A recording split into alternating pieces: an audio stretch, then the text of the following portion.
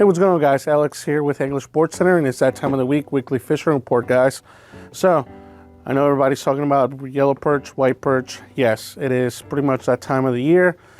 Yellow perch are pretty much running right now. So is white perch. I know it's weird. Some of you got used to, waiting until April for that. But remember, we had a mild winter. So, we're actually right now, I will say, in the peak of the yellow perch and in some spots at the tail end of it. A lot of variables, who knows why, but it seems like they were a little bit earlier this year. Obviously, it takes a little while for the word to get out there, but they're pretty much, once again, almost done, and there's a lot of white perch showing up to a lot of these creeks now. Whether it's normal or not, they're there. There's a lot of stuff going on the eastern shore rivers right now. Pretty much every creek, river on the eastern shore is going to have some sort of a white perch or yellow perch spawning. And obviously we always focus on the main ones. The bigger ones have a bigger population of fish moving up, which is going to be the Chesapeake River, anywhere from Denton all the way to Greensboro, even Red Bridges. This is the time to pretty much work that stretch. If you're not catching in one spot, work your way down or work your way up. So you can start Red Bridges, work down to Greensboro, and work your way down to Denton. Once again, primarily I will say it's a mix of 50-50 right now with yellows and whites. Bloodworms, if you're fishing a little bit deeper water with bottom rigs, if you're fishing a little bit shallower, a bobber with a circle hook and a minnow, or you can put grass shrimp on there too, will work great for your shallower water. Tuckahoe Creek, once again, that's another awesome spot. Anywhere from Hillsboro and up is where I will be fishing right now.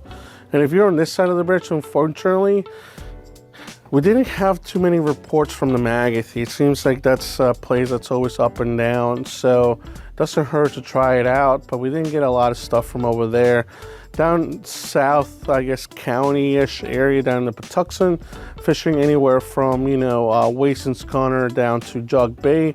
I heard a lot of stuff about, mix of yellows and whites, and primarily, mainly white perch. And of course, you're gonna get that mix of catfish down there. They're pretty much everywhere down there with the blue cats. So as long as you put bait on the bottom there, you're gonna get something, whether it's a catfish or a perch.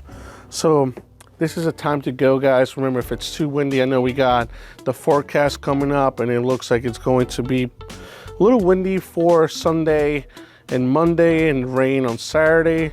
Remember, don't be afraid of the rain. When you're in a creek, so you'll be fine. So we're gonna have a little bit of runoff in some of these places. Seems like it's gonna be raining pretty hard. So it's gonna be a 50-50 on, whether it's good or bad.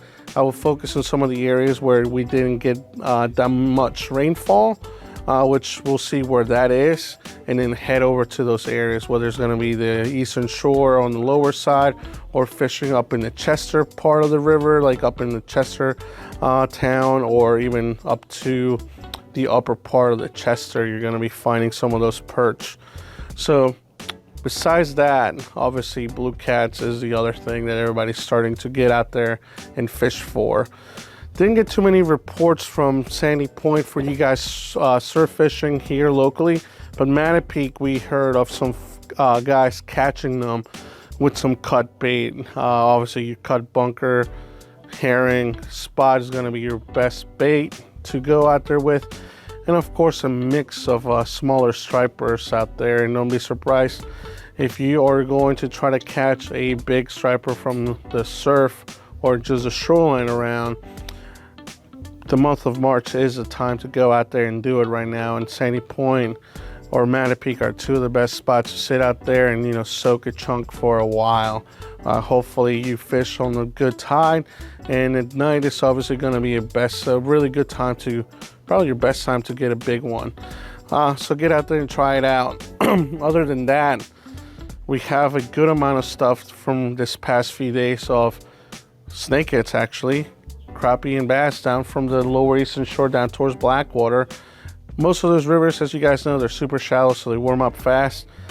Crappie, they're pretty much catching them. Bass, same thing. And a lot of guys got their first snakehead of the year. Whether you're fishing with minnows or throwing small swim baits. Whenever you get a few days with warm weather like we had this past week, that's the time you want to get down there and fish. So this is going to be the time frame again. Once again, it seems like the temperature is going to stay pretty mild, so the water should not be cooling down whatsoever. Maybe a little bit with the rain, but it's the time, guys. Get that early season snakehead, get out there with some minnows and catch a mix of fish. And that will be one of the things I will do if I'm out there and can get out rock fishing. Now, for you guys rock fishing and chasing those migratory fish right now, moving up to, the spawning areas, remember, we are in the March regulation. That means you can still catch and release in the main stem of the bay in some selected areas. Go to the DNR website, check out the map for the month of March, and you will see all the areas you're allowed to catch and release on yellow, and the red areas mean you're not allowed to go in there whatsoever and target them.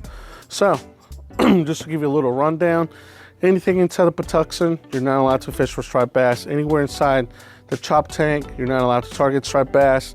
Same thing with the Chester River. Eastern Bay is still open for catch and release. Same thing with the main stem of the bay, Patapsco, Magathie, and actually if you're going up north to the Susquehanna Flats, the flats are open and inside the river all the way up towards kind of like Port Deposit. So check out the map, know where you are, keep an eye on where you are, because those border lines obviously are kind of weird in some areas. So there's people, obviously DNR officers watching in some of these areas, so you don't want to get a ticket for that.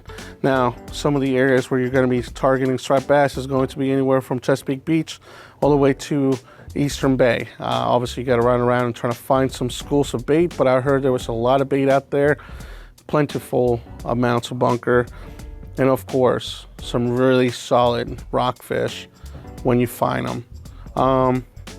1 ounce to 2 ounce jigs depending on how deep you're fishing, with anything from a 6 to 10 inch bait. I will say most guys are still running the 7-inch diesel minnows, the 8-inch streaks, the no live bait needed on the 5-inch and 8-inch, and the BKDs on the 6-inch, and even at times the 10s.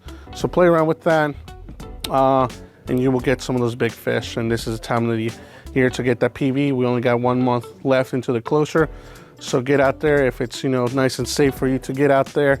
Once again, looks a little rough for this weekend, but by the middle of next week it should be calming down. That's it for your fishing report, guys, and we'll see you guys back next week.